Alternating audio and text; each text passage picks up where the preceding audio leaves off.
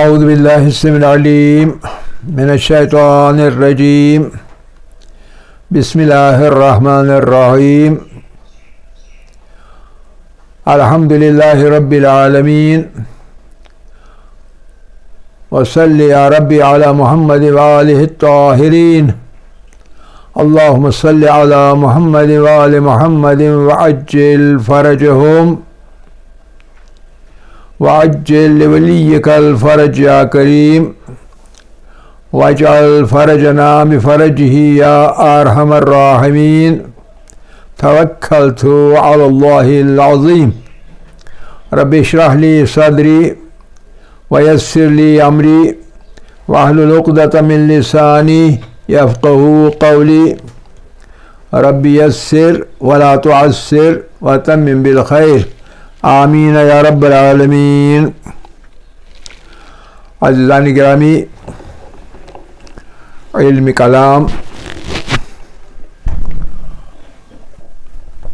کلام کے اندر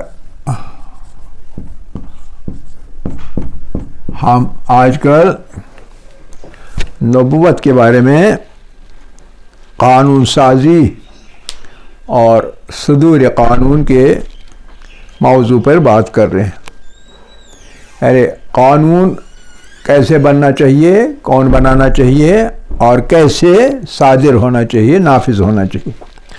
ہم نے کل کے درس میں آخر پر چند ایک سوالات اٹھائے تھے۔ آخر پر جب ہم نے کل کا درس دیا تو آخر پر کچھ سوال اٹھائے۔ ہم نے کہا تھا نمبر 1، اگر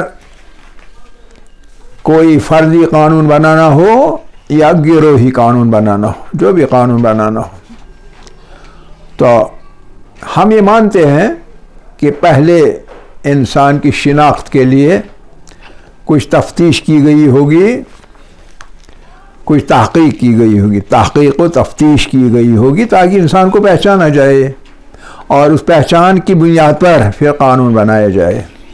لیکن سوال یہ ہے، یہاں سوال اٹھتا ہے، اور وہ سوال یہ ہے کہ کیا انسان کو جو پرابلم ہے، انسان کا جو درد ہے اور اس کا علاج کیا ہے، کیا ہم وہ جانتے ہیں؟ تو یہ پہلا سوال تھا۔ دوسرا سوال یہ تھا کہ قانون بنانے والے جو ہوں گے یا بنانے والا جو ہوگا، اس کے اندر اپنی غرض نہیں ہونی چاہیے، کیونکہ انسان منفعت طلب ہوتا ہے فطرتاً، اس کی اپنی غرض نہیں ہونی چاہیے، یعنی وہ خود پرست نہیں ہونا چاہیے کہ وہ ہمیشہ اپنی پرستش کرے اور ان کے بارے میں کوئی خیال نہ کرے۔ کیا اس جال سے، خود پرستی کے اور منفعت طلبی کے جال سے، یہ قانون بنانے والے آزاد ہو چکے ہیں یا نہیں؟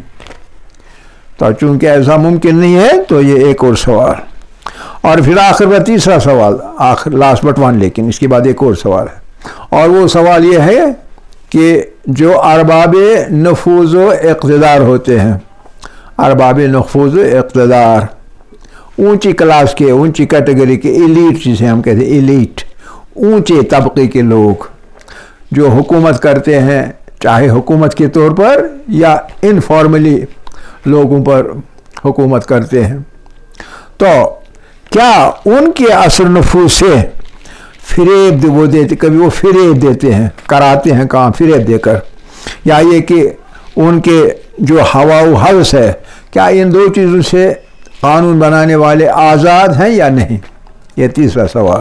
اور چوتھا سوال ہم نے الگ سے اٹھایا تھا، وہ یہ تھا کہ اگر تنظیم ہے، قانون ہے، منظم کرنا ہے، منظم ہونے والا یا قانون جس پہ لاگو کرنا ہے وہ، اور قانون بنانے والا یا منظم کرنے والا، کیا یہ ایک ہی ہو سکتے ہیں؟ کیسے ہو سکتے ہیں؟ جو کہ قانون بنانے والا ہوگا وہی منظم ہونے والا بھی ہوگا، وہی اپنے آپ پر قانون بھی بنا سکتا ہے، یعنی منظم ہونے والا ایک ہے اور منظم کرنے والا یعنی قانون بنانے والا، یہ کیسے ایک ہی ہو سکتا ہے؟ کیونکہ دونوں تو انسان ہیں، کوئی فرق تو نہیں، یہ کیوں کر ممکن ہے ایک ہی ہو سکتا ہے؟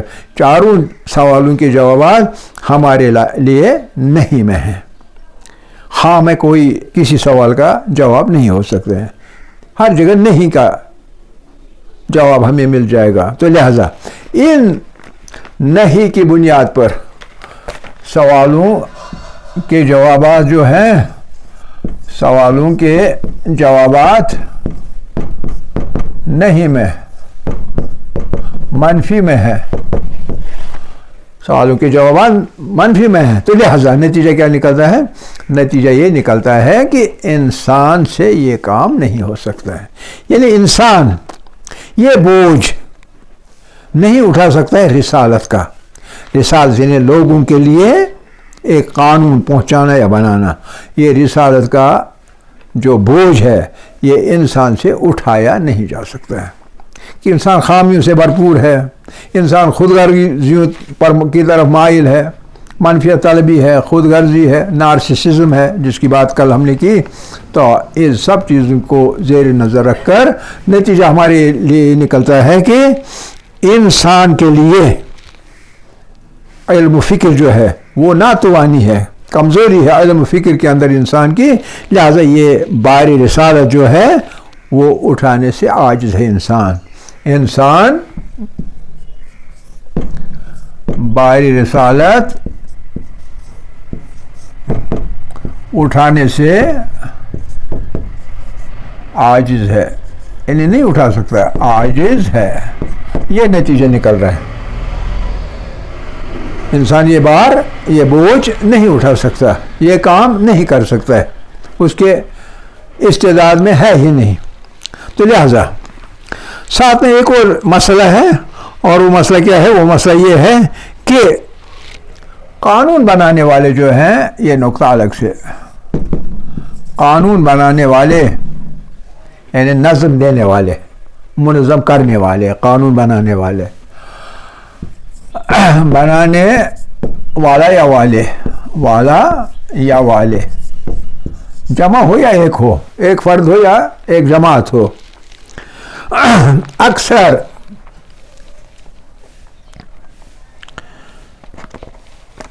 قانون سازی کرتے وقت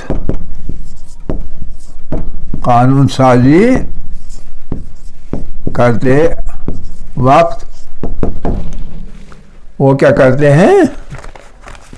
وہ اکثریت کی خواہش نظر میں رکھتے ہیں، اکثریت کی خواہش، جو اکثریت چاہتی ہے وہی نظر میں رکھتے ہیں اور قانون بناتے ہیں.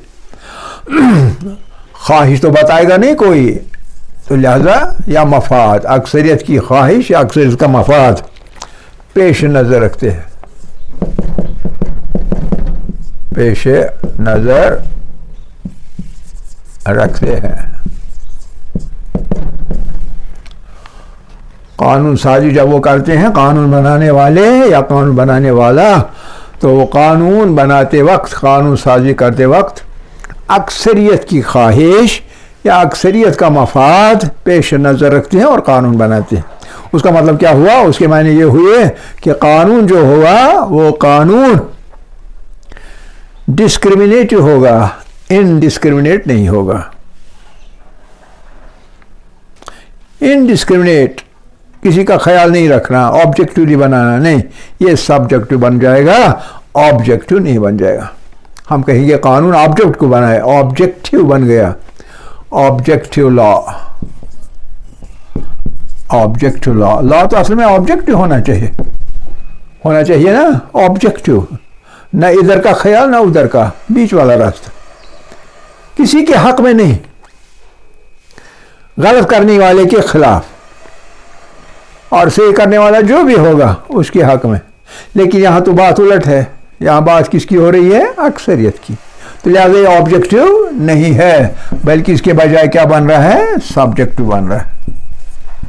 یعنی اس میں جو ایلیمنٹ آ رہا ہے وہ سبجیکٹو ایلیمنٹ آ رہا ہے. سبجیکٹ جس پر قانون لگے گا، اور وہ قانون اکثریت ہے، قانون لگے گا تو اکثریت کے حق میں لگے گا، اقلیت کے حق میں نہیں رہے گا. یعنی اس کا مطلب یہ ہوا کہ اقلیت جو ہے، اقلیت کے مفاد کو نظر میں نہیں رکھا جاتا ہے، اقلیت کے خلاف جائے گا قانون، جائے گا نا، سیدھی سی بات ہے. اور جب ایسا ہے، اس کا مطلب ہے آبجیکٹیولی قانون نہیں بنا جاتا ہے، یعنی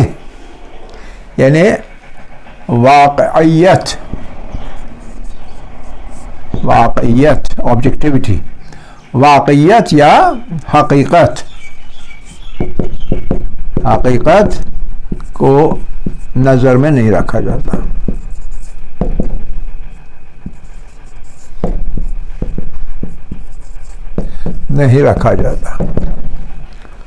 حقیقت کو آپ نظر میں رکھیں گے ہی نہیں. آپ حقیقت کو نظر میں نہیں رکھیں گے. جب واقعیت یہ ہے کہ سب انسانوں کو نظر میں رکھنا ہے، کسی کو باہر نہیں چھوڑنا ہے. لیکن یہ کیا کرتے ہیں، قانون بناتے وقت اکثریت کو نظر میں رکھ کے قانون بناتے ہیں، اور اکثریت جب ووٹ دے تو قانون بن جاتا ہے. اگر کچھ لوگ خلاف ووٹ دیں، چاہے وہ کیوں نہ 48% ہو، نہیں 52% نے ووٹ دیا تو قانون بن جائے گا. 48% ووٹ خلاف دیں گے، اس خلاف ووٹ کا کوئی ویٹیج ہی نہیں، اسے کوئی وزن نہیں دیا جاتا ہے، اس کو نظر میں رکھا ہی نہیں جاتا ہے، اسے کنسیڈر ہی نہیں کیا جاتا، بلکہ اکثریت کو کنسیڈر کیا جاتا ہے. تو لہذا واقعیت اور حقیقت ہاتھ سے تلف ہو جاتی ہے، ہاتھ سے نکل جاتی ہے. تو لہذا قانون کیا بن جاتا ہے؟ قانون بن جاتا ہے آربیٹریری.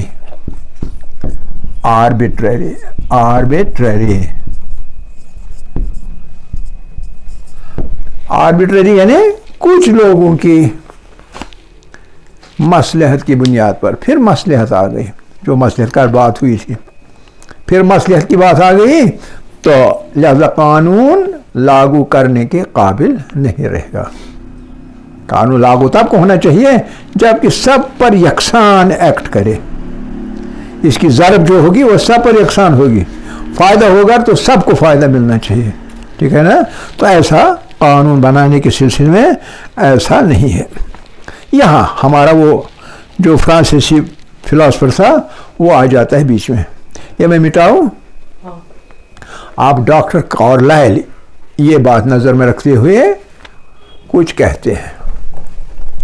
ڈاکٹر کارلائل نہیں بلکہ ڈاکٹر کارل.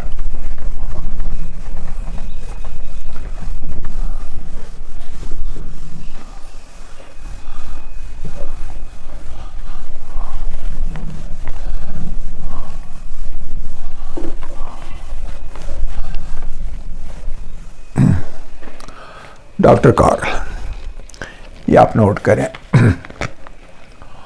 ڈاکٹر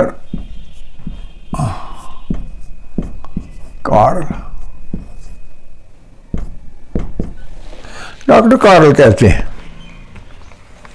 کہتے ہیں حکومتی سسٹم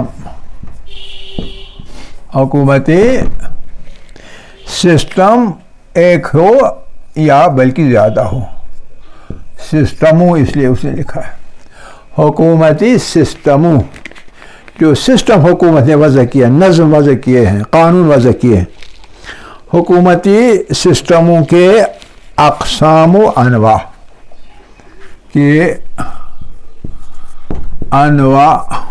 و اقسام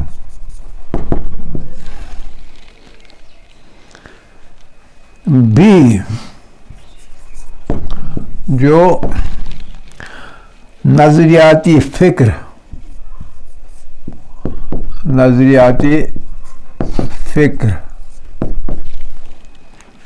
و تصورات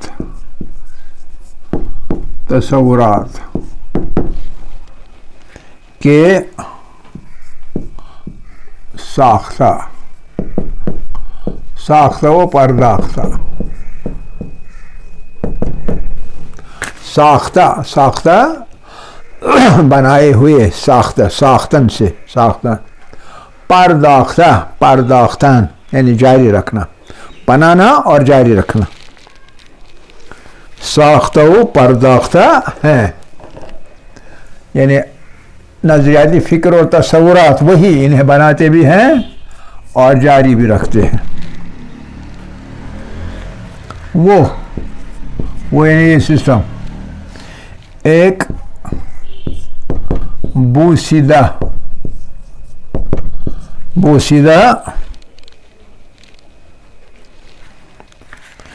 قصر، قصر یعنی محل، قصر سے زیادہ اہمیت نہیں رکھتے۔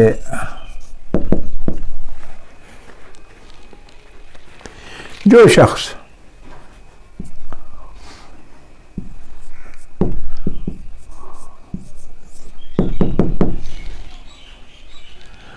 فرانس کے انقلاب کبیر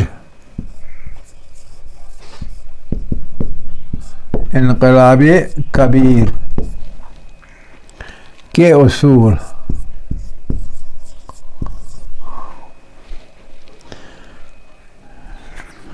کو اپنا مقصد بناتا ہو، زندگی کا مقصد بنائے،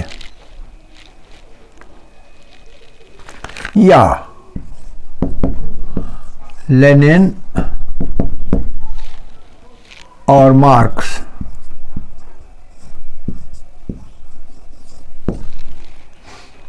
کے نظریے کے مطابق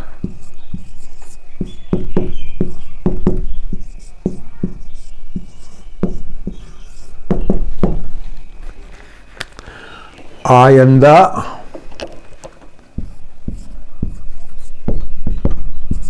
معاشرے کی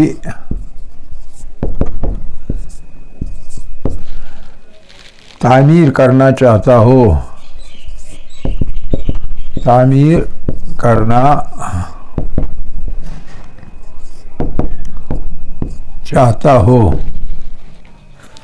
تو اس کو جان لینا چاہیے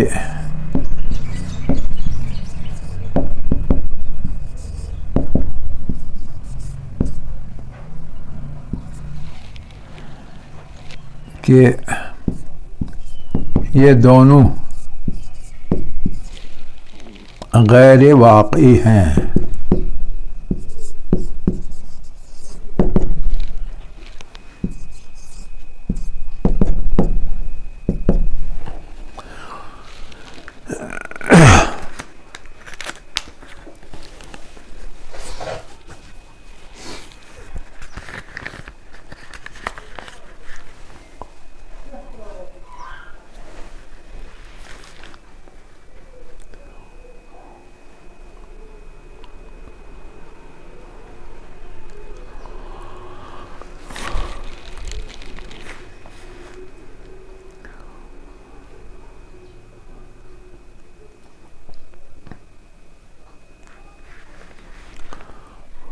لکھا، تھوڑا سا ایکسپلین کریں گے، جلدی لکھیے باقی لوگ۔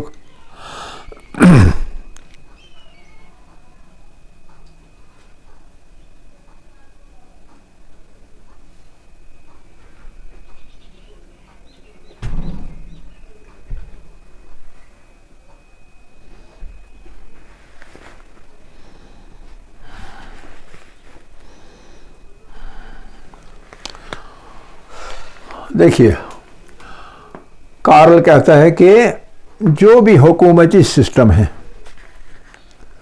حکومتی سسٹم جو بھی سسٹم بنے ہیں اب تک، اس کے زمانے تک اور اب تک ہم کہیں گے وہ بھی لاگو ہے، وہ سسٹم جو ہے ان کی جو مختلف قسمیں، سسٹم کی مختلف قسمیں ہوتی ہیں۔ مثلا ایک سسٹم ہوتا ہے فرد کو بنانا، مقصد آبجیکٹو بنانا ایک فرد کو، انڈیویجول کو۔ دوسرا ہوتا ہے سسٹم کہ پوری سوسائٹی کو بنایا جائے آبجیکٹو۔ جب ایک فرد کو بنایا جائے آبجیکٹو تو وہ ہے فرانس کا ریولوشن۔ فرانس کے ریولوشن میں کیا تھے اصول؟ 3 اصول تھے، ہم نے بتائے ہیں کئی ایک بار، یاد ہے نہیں ہے؟ ایکوالٹی، اب یاد آ گیا. اور لبرٹی اور تیسرا ایک اور ایکوالٹی, لبرٹی اور آپ بھول جاتے ہیں فریٹرنٹی.